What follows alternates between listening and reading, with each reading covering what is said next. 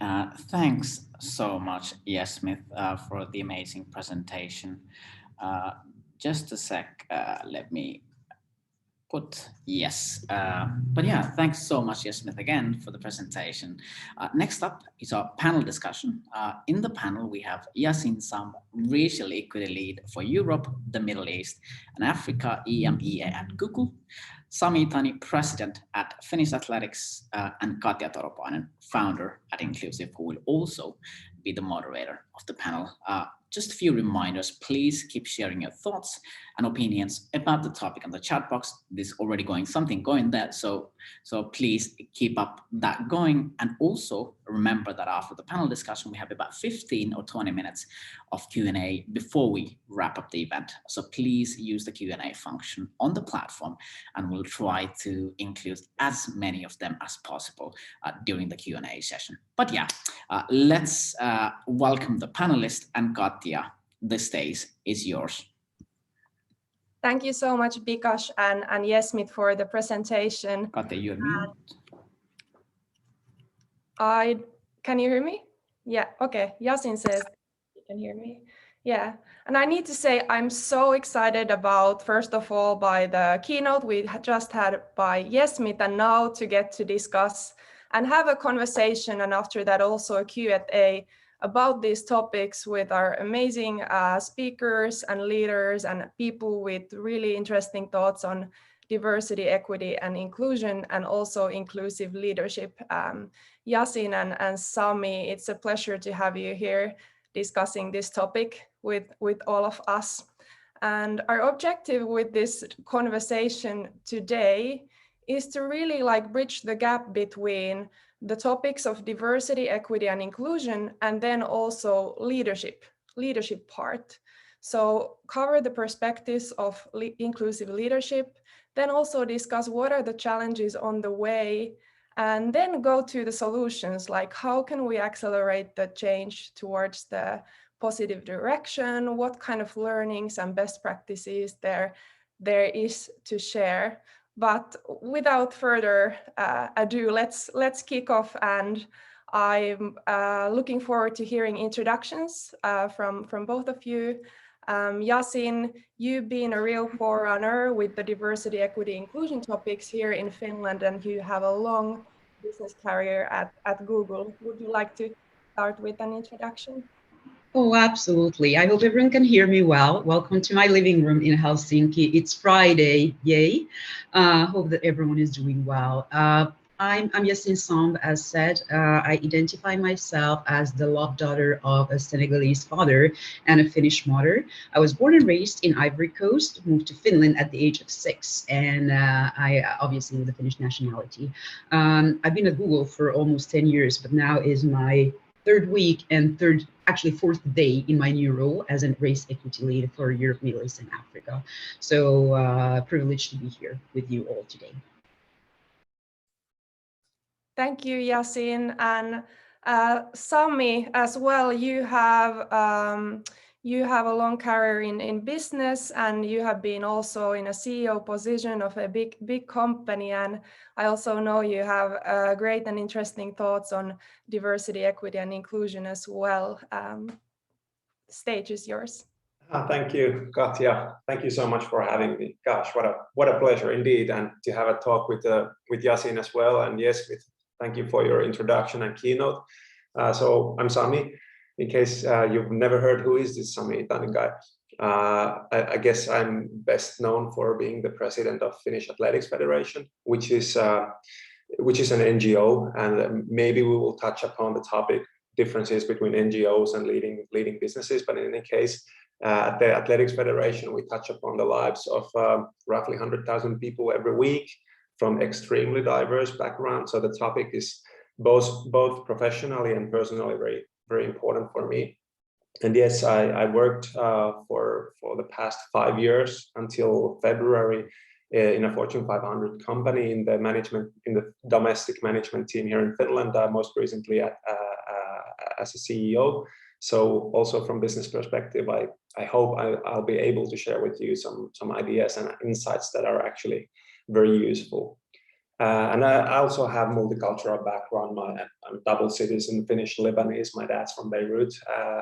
However, I was born here in Finland, but in any case, I feel that I'm a global citizen, having lived also around the world, mainly in the US, Netherlands, and here in Finland. But still, thank you so much for having me. And whatever you guys in the audience feel like asking, please go ahead. I mean, I don't mind. I'm sure Yacine doesn't mind either, to challenge us and grill us if necessary. Thank you, Sami. And I think it's still needed to always kick off with going actually through how we approach the topics of diversity, equity, and inclusion. These have, like, luckily now become already quite trendy topics here in Finland as well. But often we approach these from our own personal experiences or from a bit different angles. So, Yacine, would you like to share what does DEI mean to you, and how do you see kind of the different topics of like diversity, inclusion, and equity as well? Yeah, thanks for the question, Katja. I think that was a good question in the chat when Yesmith was presenting, and thank you, by the way, for that great opening. It makes great favor for our work now. But there was a question: what is DEI? And I think this is the question that many people often don't dare asking when we'll be talking so long time about AI or digital transformation or something else. And I love that question. Thank you for asking this. So diversity, equity, and inclusion, without going into the very deep of each of those yet, I think, Katja, you're more asking, like, what does it mean to me? So I'm going to say that for me, the reason that we are here today and the reason why this job is actually giving me an opportunity to pay my life and live my life is two-faced. One is understanding from a Google perspective as well. Like, if you don't have representation and inclusion in your company, it's impossible to create products or services. If we're talking about a profit-seeking company, for example, it's impossible to create products and services for everyone if you don't have the talents inside your company to actually understand the needs of people. Sometimes I'm saying, like, if Google didn't have anyone who understood how left-handed people are using YouTube, we probably wouldn't have 2 billion users globally, right? And this is something that is usually easy to explain, but then I think the second one is the most important one, and those are the moral reasons. That's when we need to understand that companies are not competing anymore only about customers or clients. They're also competing about employees, as Yesmith said really, really well, especially the new generations. And I think that understanding the moments that really matter during the employee journey is really, really critical to not only acquire new employees, but also retain them, right? So whatever moment you can think of, and we'll talk about that later. I think Yesmith had a lot of good points that we will leverage also later in this discussion. It's about competitive advantage, but also doing the right things right.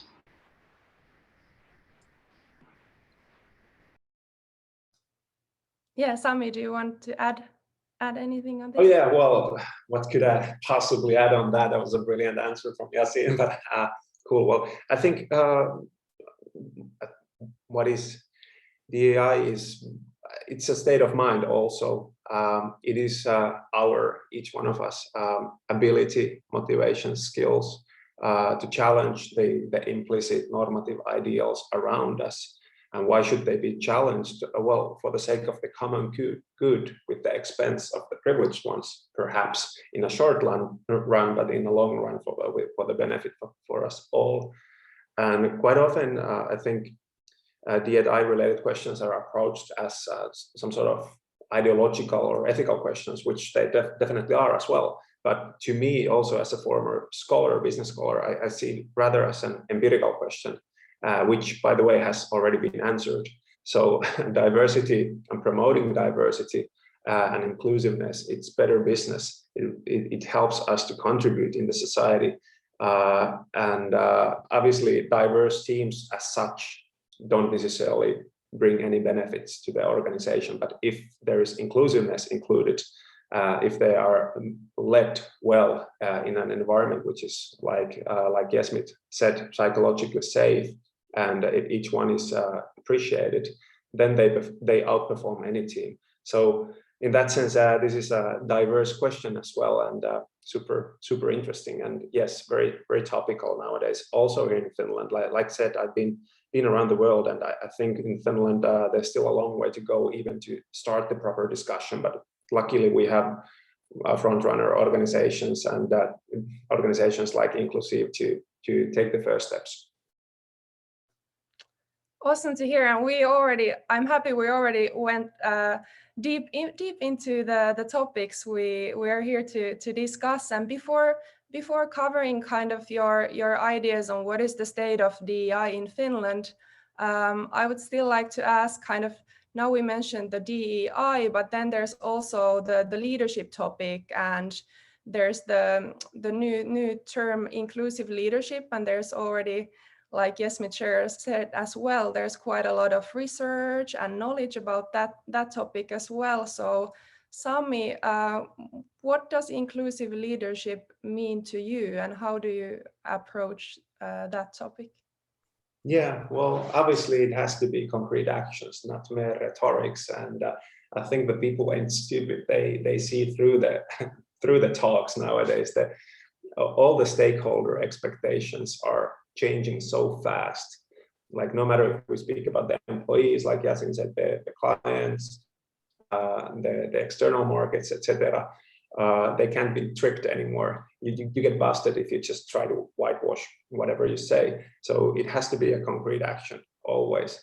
However, quite often in any discussion, we highlight the importance of top management, and obviously they play a pivotal role. But what we often forget is the role of the ownership. No matter what kind of organization we have, it is, in my mind, particularly the owners who set the direction for the organization, because the owners select the board sets the strategy and the key measures for the operative management, which subsequently does its best to execute the strategy. And if they don't succeed, they get changed. So we should also talk about owners and what does it mean to be an inclusive owner, in addition to the importance of inclusive leadership. That's a great point, and it's exciting to see that kind of now that the topic of DEI is kind of raising it in ranks from functions like HR and marketing comms to the topics of leadership. You mentioned, Sami, that it's not enough that owners should be on board as well.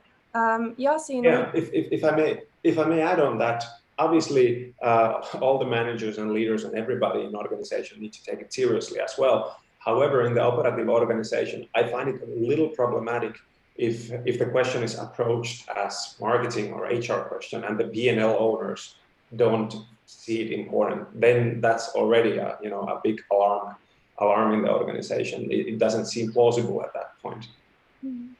Yeah, Yacine, you've been part of like in the business scene and part of a global tech company for a long time. So what is your take on this scene from inside the business company?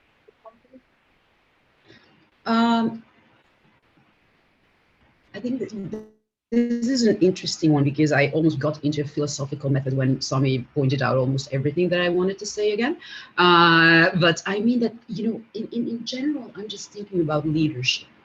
And leadership equals many times power. Power is at the very core of what diversity, equity, and inclusion is about in terms of also privilege. And we know what kind of people in different markets, companies, we can see what kind of board representations we have, company senior leaderships, etc. So what I would say why leadership is so incredibly important is that if we combine the word power with, for example, unconscious bias and prejudice, we might enter actually a situation where leadership becomes detrimental to the business, and there might be racism or xenophobia or sexism or other things. So power, I will put leadership kind of always responsible of having a mirror in front of themselves. At the same time, I really want to give kudos to all the leaders, because it's not easy when you have a huge pandemic, and in that pocket you're also having different things like racism, the attacks towards Asian community, the crisis in Middle East, everything of that is coming to the same kind of, entering the same pockets as we are already with the pandemic close being 1.5 years, questioning our own existence. Who are we? Who are our close ones? And what is our relation to the world? Where do we want to live? Where do we want to work? What is our purpose? And I think that this is where leaders really need to kind of keep themselves sane and hold themselves accountable of their own learning journey. As Yesmith said, it's not something that we can expect everyone to go the stages 1 to 5 that you have defined in your report overnight, right?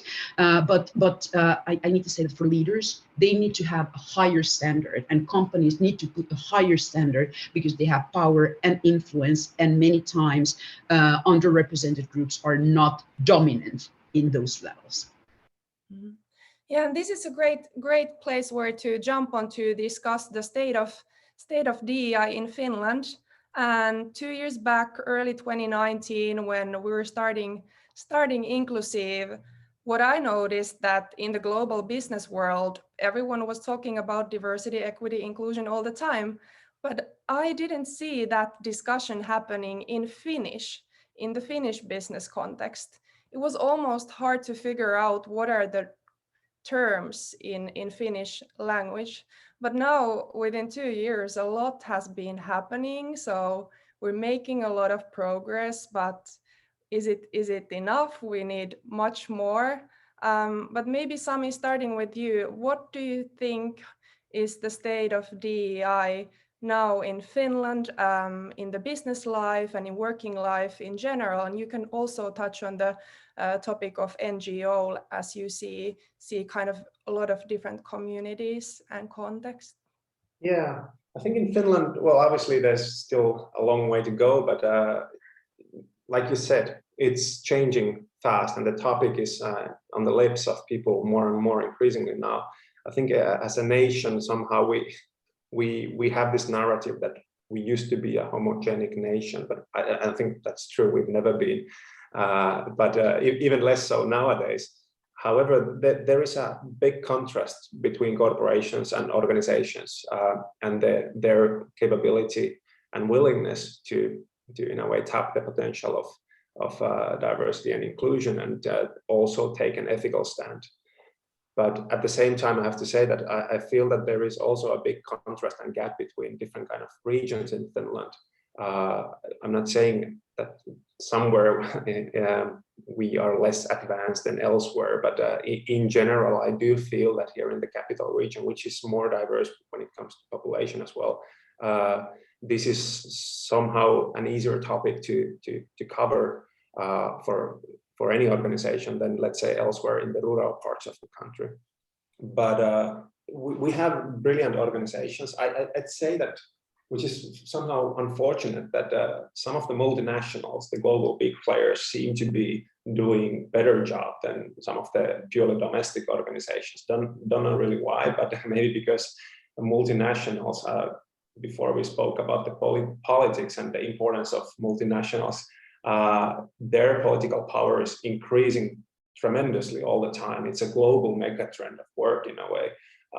And the political power of nation states is weakening. And I think it's partially because multinationals are brilliant in doing intercontinental cooperation.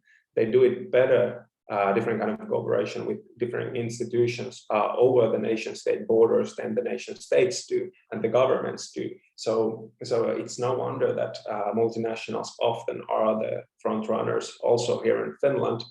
But I have to say that some of, maybe later on we can get into the details, but some of the best examples I've seen in Finland, however, are actually family firms, family-owned mid-sized firms. So there's a long way to go, but we have brilliant organizations. But on average, I think we are far behind. For instance, Sweden in this question, not to mention the Benelux, the US. A few words about NGOs. Obviously, NGOs operate a bit differently. Also, as the leader of an NGO, you cannot really dictate anything. The decision making is more democratic, which makes it also much slower, however, less arbitrary. And you know, the NGOs have culture of 100 years, whatever, depending on the institution. So the cultural change is really difficult and slow to do, but structural changes can be actually quite convenient to run through. And when it comes to D&I think, and what I've done also personally, structural violence in a way is necessary sometimes, and that's where we need to start from if the cultural change is slow. Yeah, and before asking the same question for Yacine, I still have to ask, what do you mean by structural violence? Yeah, it sounds an aggressive word. I mean that, like, NGO operates within strict internal rules and regulations that are accepted by the owners, which is the community. And if you change the rules, for instance, at the Finnish Athletics Federation, more than 2/3 of the people involved in our weekly activities, 100,000 people, 2/3 are women or girls. However, when it comes to decision making, it's roughly 15-20% that are women or girls or women, and there has been a strong intention to change it. We know that we need more women involved, and for the last 20 years we've been talking about it. You know, we need more women, we promote women, but nothing has changed. Actually, it has gone even worse. Despite elsewhere in the society, the situation has somehow evened up. So what we needed was a change in our NGO rules, and we were the first big sports-related NGO in Finland to, for instance, introduce gender quotas in our board, in our governing board, in the leadership of both of them. And this is what some people say, it's violent, you know, because we all have a good intention, but if we don't manage to do some changes, we don't need to force them either. But I think we need to force some of the changes to get started with in order to eventually see that, for instance, good leadership isn't a question of gender or a race or a socioeconomic class or age or whatever. Yeah, maybe that opened it up, hopefully. Yeah, thank you, Sami. And I'm sure many people have very different views on quotas, and probably also it differs a lot in the context. Something that I find interesting is that if the structural issues are so huge and stark that it's not going to change, so are quotas then needed or not? And there's probably not the simple right answer to this one. But before jumping deeper into the specific topics on how to make change, still, Yacine, a question to you. How does the state of DEI in Finland look to you? Thank you. I'm just enjoying the meeting, and by the way, making notes because I'm learning as well as we go. What I think that Sami said was really critical to understand, kind of, and bring back to the topic in terms of NGOs and private sector. None of us, whether it's Google or some other multinational, will solve the issues of potential discrimination or DEI or racism or sexism, right? So what Sami was touching upon, like the multi-sectoral collaboration is the only way to actually bring some change. And for me personally, we discussed about this, Sami, but I, like, as a very personal concrete example, in the 90s when I moved to Finland and Tampere, I remember being one of the few black people there, and you know, the microaggressions that I faced every single day. The only place that I didn't ever face any issues in terms of my skin color or identity was doing gymnastics for 14 years. That saved me. So I also kind of want to remind people that it's not only about job, but it's also like this is a work life balance or blend world where we live now. It's also about the life piece, and the life piece is many times driven by someone else than a private company. So just wanted to point that out a bit regarding how I see the discussion or the maturity and the quality of discussions of DEI in Finland. I see that we're at the awareness level. We have some beautiful examples which are a bit misleading, because if you look at, for example, I'm not taking any judgment on politics, but if you look at the ministry, the photo when it came out with our 5 female ministries in the same picture, obviously that was a new thing, but that was like my family in Senegal was calling me like, Yacine, what is happening in Finland? This is incredible. Can't you lead a country? And then I said that, yeah, I think there are better people doing that. But you know, that has not translated into business, for example. We're really good at talking about binary gender. I say binary gender meaning that when we talk only about woman and man, those are usually the things that we can actually measure as a business case in companies as well. But when we go beyond binary gender, Finland is still very, very far, being able to understand where they need to increase their knowledge, how to build community with fellow advantage group members, how to build community with members of disadvantaged groups, and little by little demonstrating respect, humility, taking risks, and then moving into action. I think we're at the very first level still, but we also need to understand what is the problems that we want to fix. We have different problems, right? And if we think about DEI, it's easy to put everything under the same umbrella. What I'm always thinking about, like, what is the most burning house, for example, now that everyone in the society should be focusing on, so that we start moving the needle at least somewhere. And it will always have a micro, whether we're talking about I'm doing a lot of education about, for example, transgender, as well as Islamophobia at the moment. Whatever is the allyship journey that we want to take, we also need to understand why. And why are we asking people and leaders to throw them to the deep end and do the homework on those topics? So I think sometimes we're missing the why to actually, you know, incentivize people to take actions. Yeah, and I think you already earlier in the conversation were bringing up really great the why and how many different fronts there is to look into the why. If there's any other whys you still want to bring up, please do as well. But then I would also be interested in moving forward to discuss also, like, how do we drive change? Like, what are the next topics we should be thinking of now and next? What should we really be paying attention into right now? Well, I can start. Obviously, I don't have the right answers, but I have some opinions, and there are some, let's say, universal topics where to start with, no matter what kind of organization or which industry we are at. And I think what is highly important is anyway transparency, increasing transparency in the society, and making the decision making more visible. I mean, we have an idea that, for instance, there is no corruption in Finland. Not true. The organizations, not to mention the publicly listed, they are transparent because they need to be. This is not true.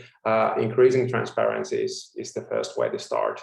And you can start it from micro level, from any organization, you know, no matter if it's about in terms of pay or whatever, so that we know how the decisions are made, how they contribute to every single individual in the organization. And in that way, we could better understand if there are someone who are being, if not exploited, then at least in not as good position as the fellows are. So that's in a way a theme that everyone can take into use regardless of the organization. Yeah, I think ownership matters the most, yes, but it's easier to change the management than the owners. I mean, the owners might have 800 years of history. So when it comes to management, I think generational changes, yeah, obviously to some extent important, But how can we do it is, for instance, through successor pipelines. I'm sure every larger organization has recognized the problem of hiring from outside always. It's really, really risky business and very expensive. So they try to promote internal pipelines from middle management to the top of the organization. And these pipelines should be more diverse. They could be more diverse. And if there is no conscious work done on the pipelines, nothing will change, because it's very humane of us to say that, I don't know, I have 3 candidates, they are all very different, but for a reason or another, this one here, who, by the way, looks and thinks and has a background similar as I do, seems more safe. Now, the factor X is hindering the change quite drastically, and hence we need, again here, some structural like changes to ensure that even if you don't know why the middle-aged white man seems to be the safe choice, you can challenge your viewpoint on that. So I'd say transparency, yes, and when it comes to leadership, as this is one of the topics today, the pipelines, successor pipelines, are the ones to start with. Amazing. And Yacine, do you want to go next? Katja, can you just quickly repeat what was the original question? Because I got so excited about pipelines already that I'm like, can I just continue from there? But it was about transformational change and how can we actually bring that, right?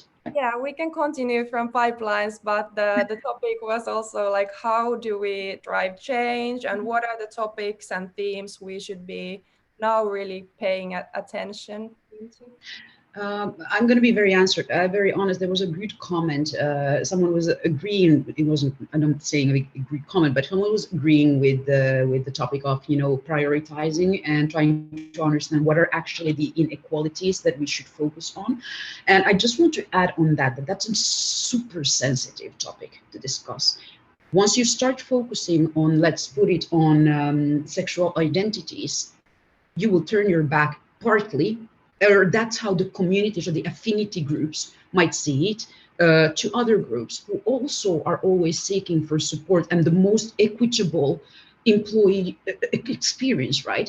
But I think so that's why I wanted to come back to my topic, that it's not easy to think about what is the most burning house. If we talk about an organization, I think Sami brought up a good example. Like in some organizations, it's just about still bringing the binary gender in, right?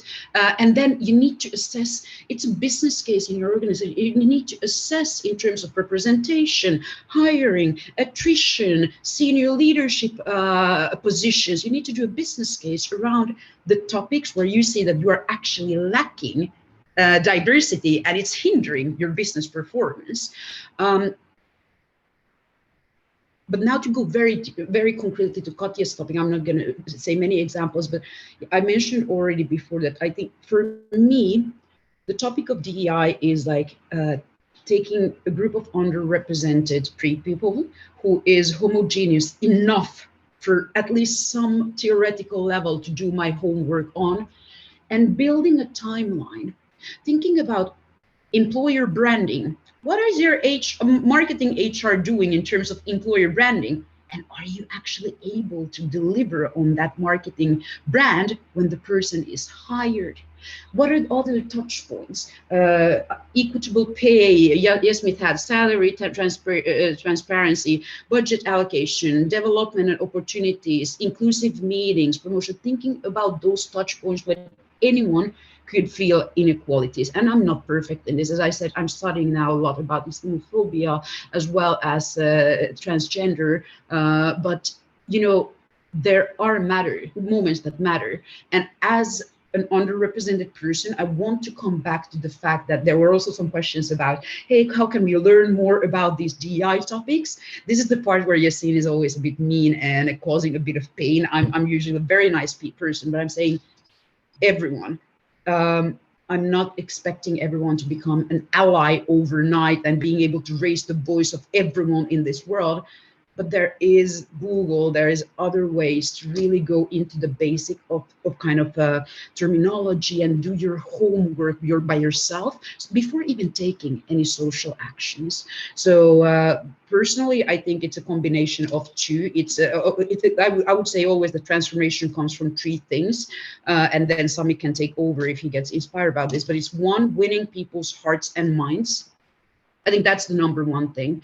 That's when you really land the cultural norms and what you request from your employee. It's kind of the employee contract, the psychological contract that you have with your employees and employees have with their employers. Second is the behaviors, starting to really monitor and looking after behaviors, because many people have unconscious biases. We all have unconscious biases, and it's super important that we start to understand what is actually discrimination. If you haven't had a lived experience of a Black woman, as I have, it's impossible for some people to know that without asking or doing their research, but on board on the journey at least. And then after behaviors, I would say it's really company structures. Sami might probably say that putting first in place the company structures is the right way to start from. I would love to say that the world is morally fair and equitable, and we could start with the hearts and minds. That's where it always ends up. But sometimes starting from structures is the right way. And I think that Sami will continue on this.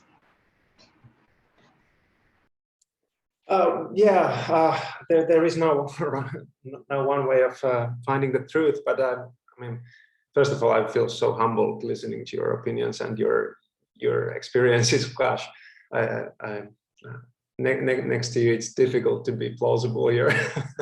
But in any case, I think it is also a question of, let's say, how do you perceive fellow human beings in general? Do you believe a human being is a creature that is skeptical and selfish by nature, or is it a benevolent being?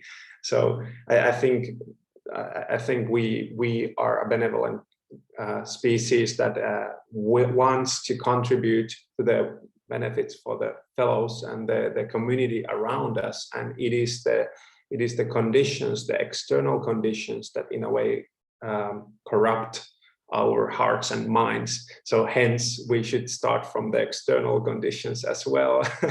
But it's a really difficult question. But anyway, as a leader, obviously you have to impact the attitudes and the culture all the time.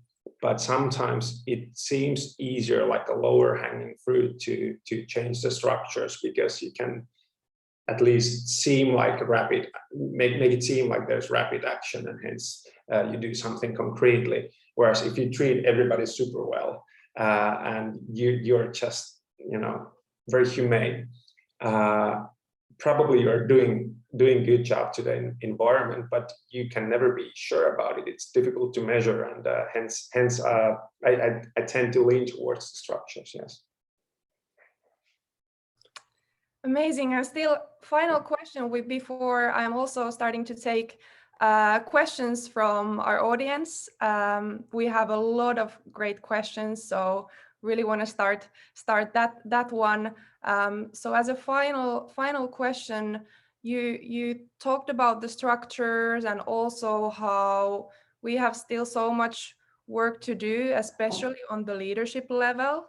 So what do you think, like, what should be happening on the people who are in positions of power, leadership level? What should be happening? What can we do to kind of wake the world up to notice how to really take concrete actions on DEI? Sami. Well, I think if there is mutual understanding, there is mutual respect, there will be better results. And what we need for mutual understanding and get away from the silos is diversity. So hence, I don't blame the middle-aged white guy for thinking the way he does, for instance, as a stereotype, and since the people around him tend to come from fairly similar background. So I think we can better bring understanding if we just have more courage to, for instance, hire and promote different kind of backgrounds to become a leader. And sometimes it's mere luck that is needed. For instance, I'm fairly young. I was fairly young to be a CEO of a listed firm or a president of a big NGO. It wasn't because I'm particularly good at anything. I think luck was playing a big role there as well. And now, a couple of years later, for example, at the NGO I'm leading, I think the culture has changed quite drastically, because the expectation, what it takes to be a good leader, is not what it used to be before. So I think diversity in decision making is what we need first to ensure that the people who are currently in power better understand that it is definitely not a question of, for example, race or ethnicity or sexual orientation to make good decisions. Great. Anything, Yacine, you want to add on this?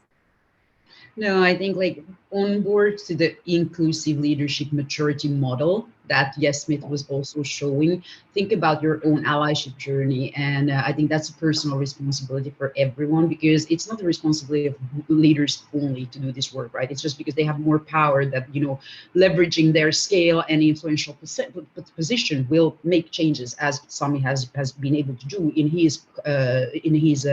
with his employers. But I think at the end of the day, it's about taking a mirror, realizing, acknowledging, where am I? I think Yesmith was talking well about the kind of like the starting point of like beginner and listener.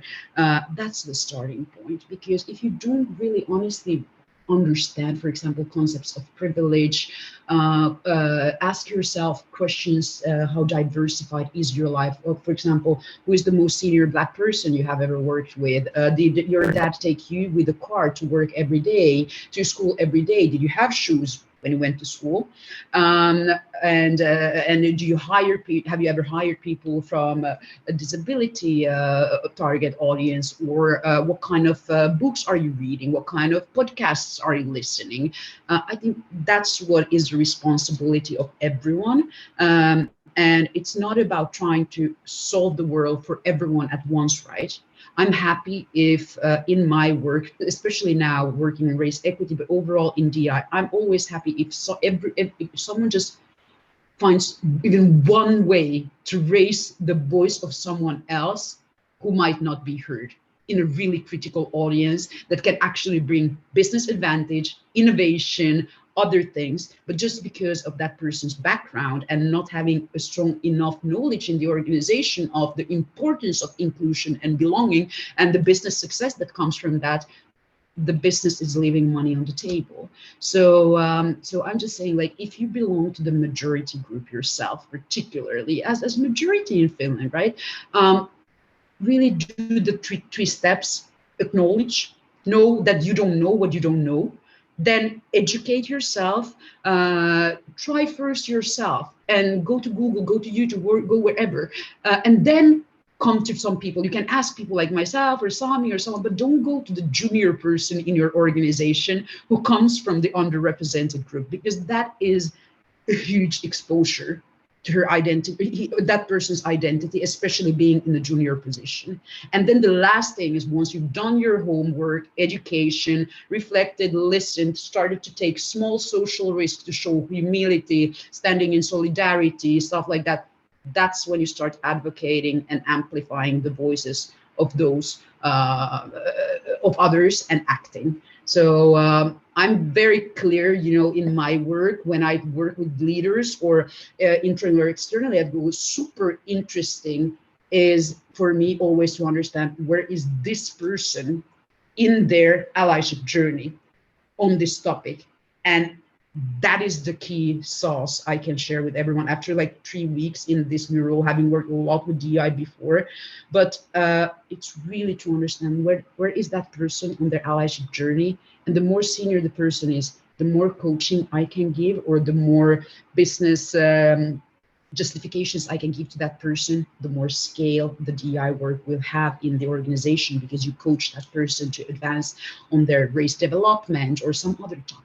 So sorry, I always go a bit crazy when it comes to personal responsibility, but I'm also holding myself accountable because I'm not an educated ally for many groups that are needing it at the moment. So just saying that, you know, I feel the pressure as well. And what Yesmith said, well, enjoy the feeling of uncomfortableness. That's when you're growing. Like if you feel uncomfortable and you realize that, oh my, I haven't really realized how privileged my life has been, enjoy that, because that's when it means that you're actually growing and you're starting to grasp the ideas, how to interact with people.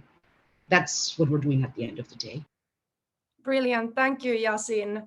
The one, like, 2 words I'm taking from that is continuous learning. That's how we live anyways. And now let's take the first question. This is actually related to this topic of leadership and top management. So Sen has a question to you, like, do you have any tips to push for DEI in a company when top management is not supportive? Sami, do you have? Yeah, well, that's a big obstacle. You can always pass the top management to the owners, but yeah, what should you do if you feel that you know, the big bosses are simply not taking this seriously?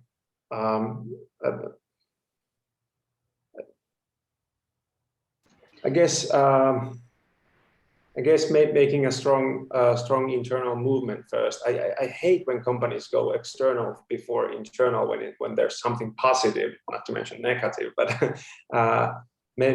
get yourself allies within the organization. And I mean, at the end of the day, any boss needs to bend if he sees that there is a majority of people behind you. So yeah, and alternatively, I don't think in moral questions, especially, that passing the management is wrong. You should definitely do that if you feel that's the only way you can proceed with your dilemma, especially if it's shared with your colleagues in the organization.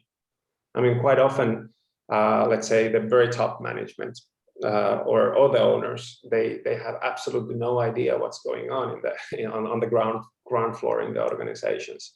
So yeah, also many firms nowadays utilize different kind of you know, communication tools. They have their own internal Facebooks, etc., where you can transparently and anonymously in a way blow the whistle. So if your organization doesn't have anything like this, you can at least, you know, try to introduce one, some sort of a channel or social media, intern or intranet, whatever nowadays, where there is a possibility to anonymously, you know, blow the whistle.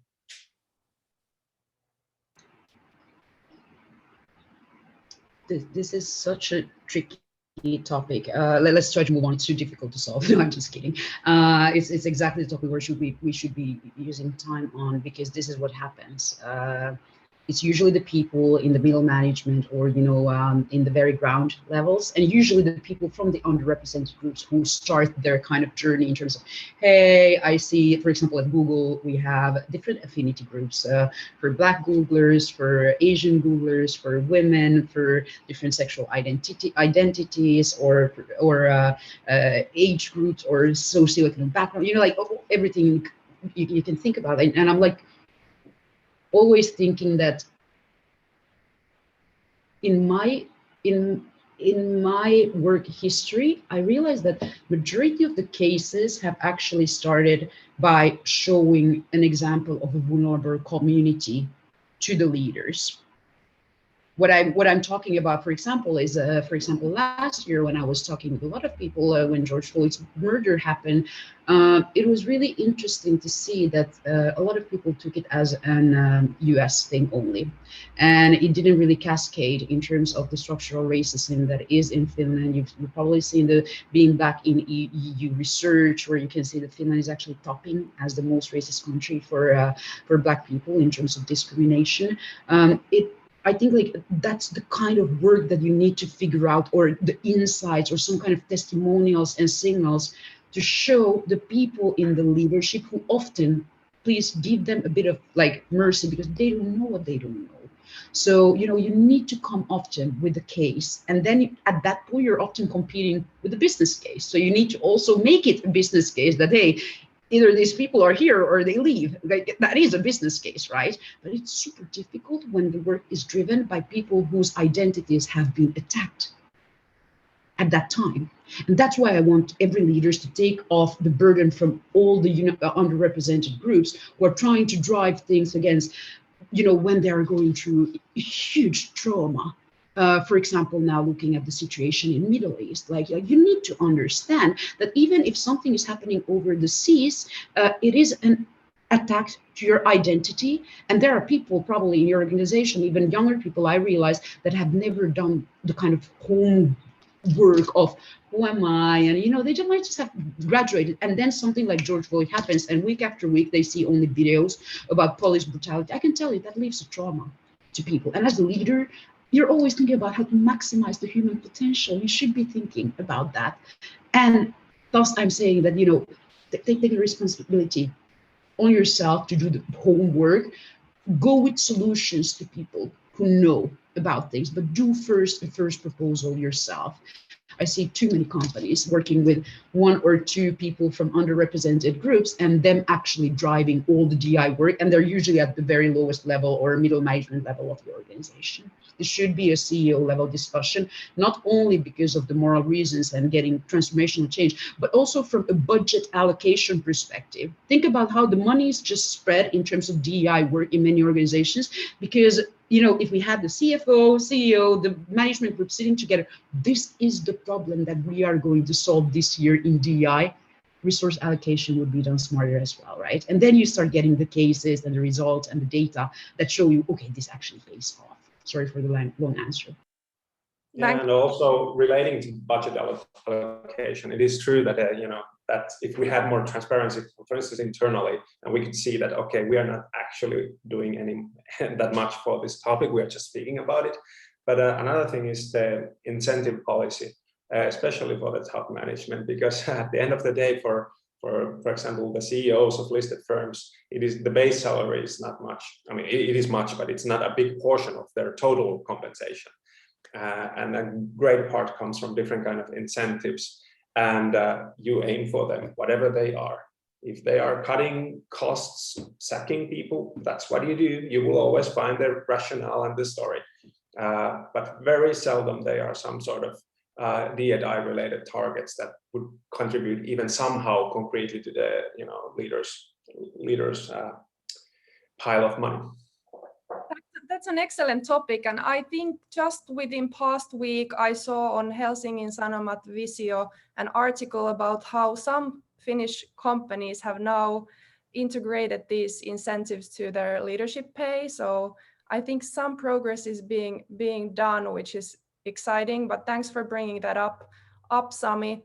And we already also, you in your answers, you touch on some pain points of Finland and also the global topics.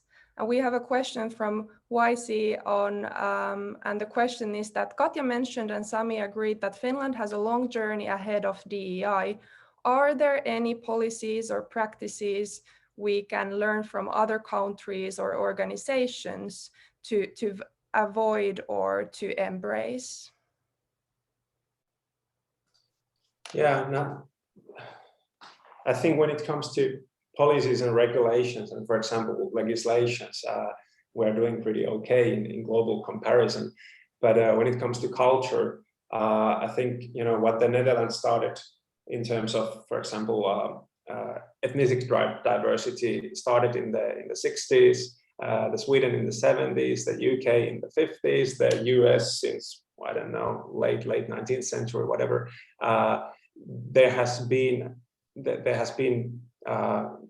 They have in a way cultural advantage because these countries, the people have met people that are explicitly different. Everybody is different at the end of the day, but they are explicitly different, and they have learned to realize that we can understand them, and there are more mutual issues in our lives than differing issues.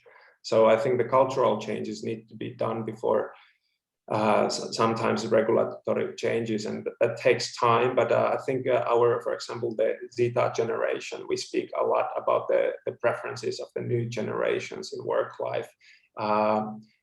They are huge in my mind, and it's important to realize that, for instance, the Zeta generation, it's not that they are, in their, I don't know, summer jobs anymore necessarily. They might be specialists in organization. They might have kids of their own. They might be already in the middle management, soon in the top management, and they were born in an age where the global is in de facto flatter. And I think also the next generation will drive the change quite rapidly, and hopefully they are better than, for example, me being born in 87, a millennial, in changing the world, because I'm a little bit skeptical that my generation will drastically change it.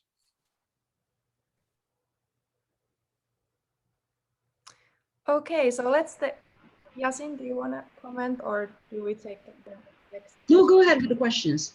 Okay, yeah, we have so many questions here, so it looks like we're not able to go through all of those, but let's still see how many we get to answer to. Laura has asked, how would you encourage and motivate the smaller businesses to begin the work, in addition to talking about the benefits of DEI? I can try to be quick, which is probably going to be impossible. I think as a small company, you always have the benefit of, I'm trying to approach this super positively, by the way, because Google is a huge company. So when you find a problem statement that you need to start focus on, it's quite a bit of work. So when you are small and nimble, I think it's about understanding where are really the organizational moments that you need to pay attention to your culture, and what pieces are the culture that you want to keep in. But setting everything from the beginning is actually something that I've seen happening, and I think it's interesting in terms of if people really open up to starting from the diversity perspective, it might impact the business in a way that you can actually scale your business to 3 regions in the beginning. Not only the 5 million population that we have here. So, small businesses have a lot to kind of benefit from. At the same time, it's the same homework for everyone. Diversity, you need to understand what is actually the fact. What is the fact in your company in terms of, do you have diversity or not? Then you think about equity. What are the processes in terms of bringing then equitable opportunities for everyone to feel included, right? And have the feeling of belonging. And I would say that process is universal.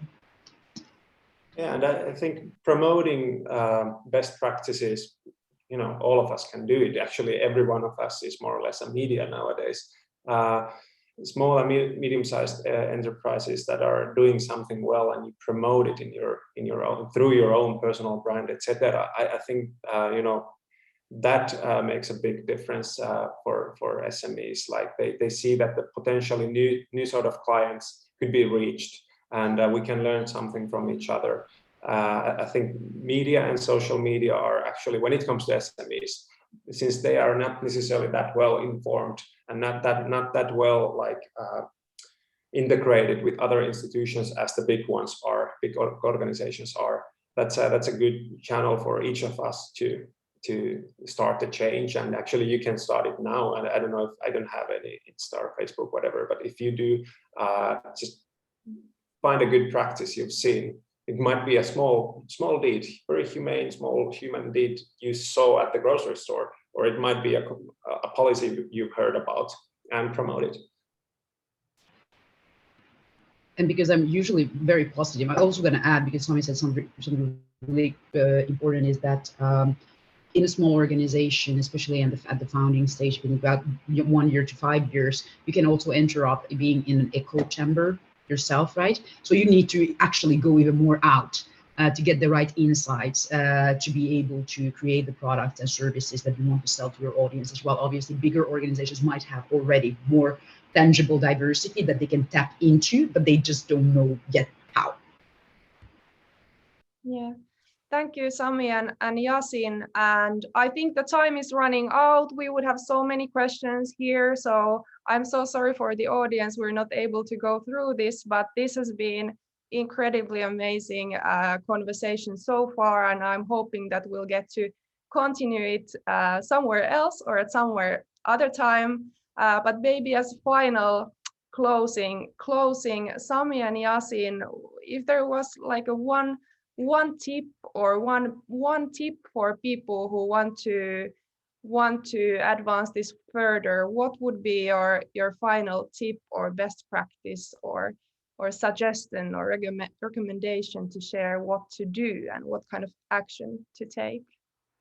I don't know if this is irresponsible for me to say, but disobey the authority, like the positional power. If there is somebody above you in the organization who doesn't get it, like said, this is not anymore just an ethical question, a moral question, ideological question. It is an empirical question that has been solved. Challenge that guy or girl, whoever he is. I think you have the right to do that, and that takes courage. But maybe that's one simple tip. Don't respect the positional authority of others who disagree in this kind of a topic. This is not a matter of opinion anymore. Thank you, Sami. And Yacine, do you want to? That was such a great finishing line to not end late. I'm just going to remind people of one quote that is very deep in me. It's from Maya Angelou, which is, people will always remember what you said. People will always remember what you did. Sorry, people will not remember what you said, not remember what you did, but they will always remember how you made them feel. At the end of the day, this is about humanity, which brings business benefits. So thank you on my behalf, everyone, and sorry for the 1 minute over already. Thank you, Yacine. Thank you, Sami. Thank you, everyone who has been here with us today. This was an incredible conversation. Thank you. Let's continue this important work and conversations further. Thank you, everyone. Have a lovely weekend. Yes, but yeah. Thanks so much, everyone, for, of course, to our amazing speakers, and then also everyone in the audience for being so active and also really engaging. It definitely looks like, the topic of inclusive leadership is more relevant than ever, at least at this point of time. Hopefully, through the keynote and the panel discussion, we're all sort of able to understand why inclusive leadership is important, why inclusive leaders, their traits, characteristics, how they're able to work in different organization settings. For example, there was a lot of discussion about NGOs, private sectors, corporates, governmental organizations, and also what role they can play in creating inclusive organizations. Last bit of practical matter, we have already shared the feedback form in the chat box. Please fill it up, as we'd love to receive your feedback to further improve our content in the future. Thank you once again from everyone here at Inklusiiv. Have a lovely rest of the day and also the weekend, and hope to see you all in our future events. Thank you so much and have a good day. Bye-bye.